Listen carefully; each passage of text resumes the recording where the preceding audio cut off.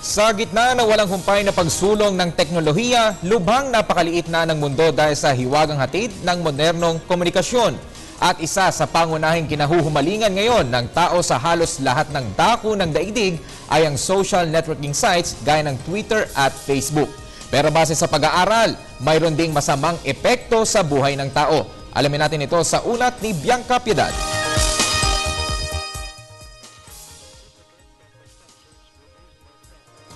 Kung inaakala mong walang masamang epekto ang social networking sites gaya ng Facebook sa iyong buhay, hindi ka nag-iisa.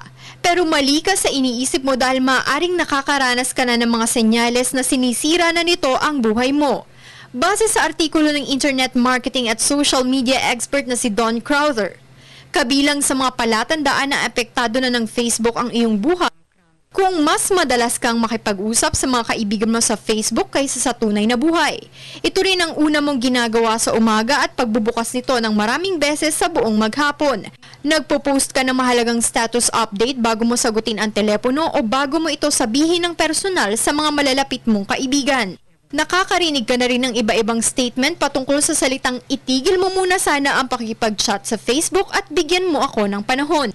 At nakapagbunyag ka na ng personal na bagay sa Facebook na pinagsisihan mo sa huli. Habang ayon sa obserbasyon ng mga nakakaranas ng adiksyon sa Facebook, nakakaapekto ito sa kalusugan, sa pagiging kapaki-pakinabang ng isang tao at sa pagtingin natin sa ating sarili sa pamamagitan lamang ng pagbubukas sa Facebook wall at updates ng iba.